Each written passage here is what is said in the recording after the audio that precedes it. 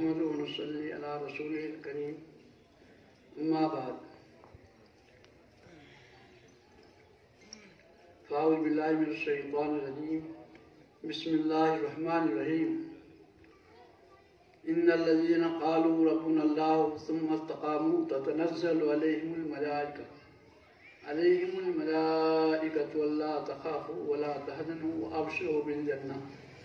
وأبشروا بالجنة التي كنتم توعدون نحن أولياؤكم في الحياة الدنيا وفي الآخرة ولكم فيها ما تشتهي أنفسكم ولكم فيها ما تدعون نزلا من غفور رحيم.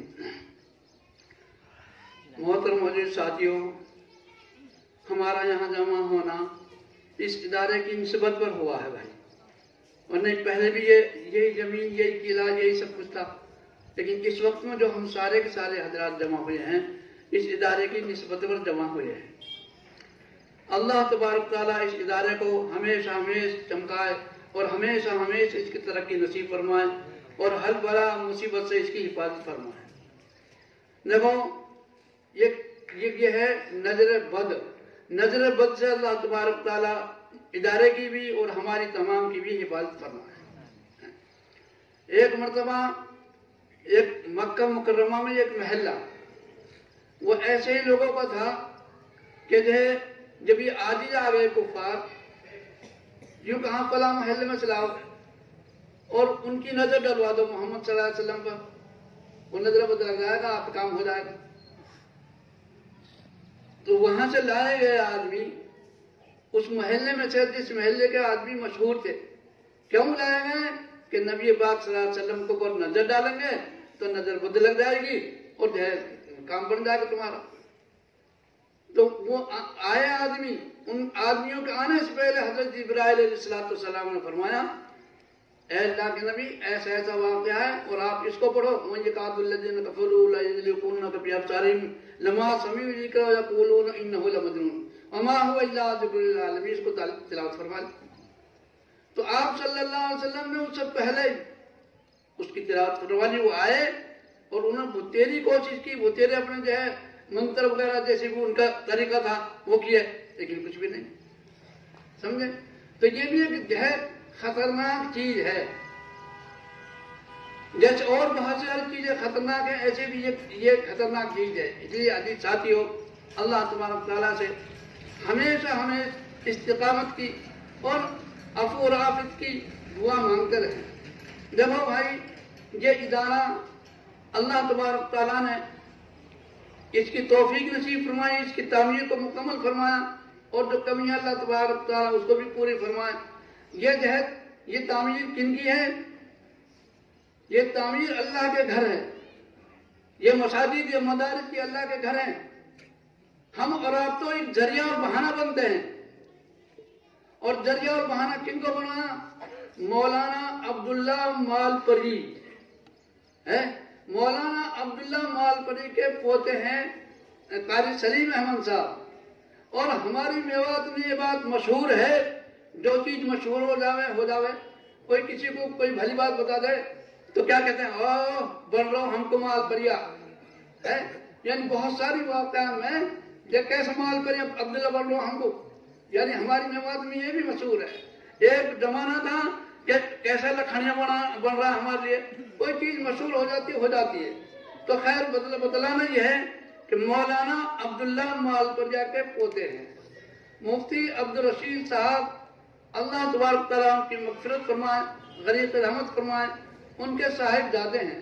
مفتی صاحب کی خدمت میں اکثر رہے ہیں اور بڑی اونچی خدمت کی ہے، اور مفتی صاحب کی بڑی دعائیں ان کے ساتھ میں ہیں اور دعا بھی جو ہے ہر طرح سے دعا دی ہیں. میرے عزیز ساتھیوں، یہ ادارہ پتہ نہیں کس کی دعا سے، کس کی برکت سے اور کس کے ذرہ نواز سے اللہ تبارک تعالیٰ نے اس کو یہاں پہنچایا. یہ تعمیر کے اعتبار سے یہ قریب مکمل ہونے کے ہیں. اب رہ گئی بھائی کس مقصد کے لیے ہوا ہے، اس مقصد کو علاقے والے پورا کریں گے. سمجھے بھائی؟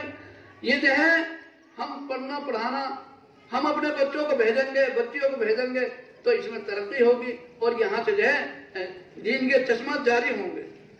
اور دیکھو ایک جگہ جہاں اللہ کا ذکر کیا جاتا ہے، دوسری جگہ پر فخر کرتا ہے وہ حصہ زمین کا کہ میرے اوپر جو ہے اللہ کا ذکر ہوا.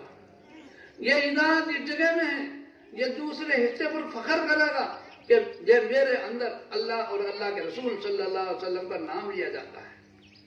تو عزیز ساتھیوں، یہ جو ہے اب ہم سمجھتے ہیں، دیکھو آدمی نے اچھی پوشاک، اچھے کپڑے، اچھی حالت میں جا بیٹھ گیا اور بہت ڈیزائن کے کپڑے پہن لیے اور اچھی سواری گھوڑا وغیرہ ہے، یا اس وقت میں تو گھوڑا ہی کر رہے تھے اب تک. تو اب یہ ٹیکسی وغیرہ، ایم بی کا کار، کون سی کار ہے، یہ سب در میں اس میں بیٹھا ہے اور پاس میں کچھ نہیں ہے. اور کیا مقصد ہے؟ اچھی زینت حاصل کر لے، اچھا تزین حاصل کر لے اور جو ہے لوگوں میں تیری بالا اور برتری بنائے. تو فرماتے ہیں، یوں کہتے ہیں، لیس الجمال باسواب تزیننا بل الجمال جمال العلم والادب. تم سمجھ رہے ہو کپڑوں میں، ایم پی کا کار میں، لباس میں، اس میں عزت ہے، اس میں زینت ہے. یہ زینت کی کوئی چیز نہیں. لیس الجمال باسواب، تم جمال یعنی حسن زینت اختیار کرنا چاہتے ہو تو علم حاصل کرو. کیا کرو بھائی؟ بل جمال جمال العلم والادب. علم حاصل، عزت چاہیے اور تمہیں بڑائی چاہیے تو جو ہے علم حاصل کرو. ہم کہتے ہیں جس کا باپ مر گیا اس کو یتیم کہتے ہیں، سمجھے؟ اس کو کیا کہتے ہیں؟ یتیم کہتے ہیں. لیس الیتیم قد مات والدہ، وہ یتیم نہیں ہے جس کا باپ مر گیا. سمجھا بھائی؟ بلکہ یتیم کون ہے؟ بل الیتیم یتیم العلم والادب. یتیم تو وہ ہے جو علم ادب سے محروم رہ گیا، جس کا باپ مر گیا، آج نہیں کل تک جوان ہو جائے گا اور جو ہے فقہاء نے بلوغ کی تو حد مقرر کر دی، اب یہ یتیم نہیں رہا. جب وہ بالغ ہو گیا تو یتیمیت ختم ہو گئی. اب اس نے یتیمی سے پہلے، بلوغ سے پہلے علم تزین حاصل کر لیا، علم دین حاصل کر لیا اور جو ہے ایسی عزت حاصل کر لی اس نے. اب یہ کیا ہے؟ یہ جو ہے وہ فقہاء اور یہ عالم اور یہی جو ہے قوموں کا سنبھالنے والا بن گیا. اس لیے میرے عزیز ساتھیوں، جو یہ علم ادب ہے یہ ایسی چیز ہے، جب ہمارے بچے علم ادب حاصل کریں گے اور علم سیکھیں گے تو پھر جو ہے ساری کی ساری چیزیں اسی کے تابع ہوں گی. اور بھائی دیکھو، ہر چیز اللہ تبارک و تعالیٰ نے انسان کی خدمت میں لگا دی. ہر مخلوق جتنی بھی ہے، کم و بیش، کم و زیادہ 18,000 کے قریب، یہ زیادہ ہے کم ہے، اللہ کے علم ہے کتنی مخلوق ہے. ساری کی ساری مخلوق یہ انسان کی خدمت کے لیے ہے. انسان جو ہے کس لیے ہے؟ اللہ کی عبادت کے لیے ہے.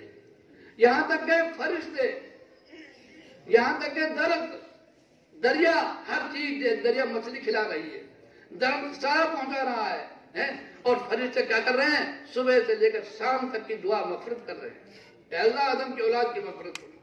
تو یہ اتنی ساری مخلوق تو اللہ کی جو جتنی بھی ہے یہ انسان کی خدمت کے لیے ہے. اور انسان کس لیے ہے؟ اللہ کی عبادت کے لیے. اور عبادت کب کرے گا؟ جب معلوم ہوگا وما خلقت الجن والانس الا لیعبدون کیا چیز ہے، کیا معنی ہے، کیا آیت ہے. اور جب جو ہے یہ فرمایا ان الذین قالوا ربنا اللہ، جب پہچانے گا میرا رب کون ہے تو یہ اس وقت جو ہے اس کو پتہ چلے گا کہ میرا رب کون ہے. پھر اس کو پہچان کر، تو میرے عزیز ساتھیوں، ایک بات کہہ کر میں جو ہے اپنی بات ختم کرتا ہوں. یوں لکھا ہے کتب سابقہ میں، من عرف نفسہ عرف ربہ. جس نے اپنے نفس کو پہچان لیا کہ میں کون ہوں، میری پیدائش کیا ہے، کہاں سے ابتدا ہوتی ہے اور کہاں سے تیرا اختتام ہوتا ہے، عرف ربہ، اس نے اپنے رب کو بھی پہچان لیا. اور جس نے اپنے نفس کو ہی نہیں پہچانا وہ اپنے رب کو بھی نہیں پہچانے گا.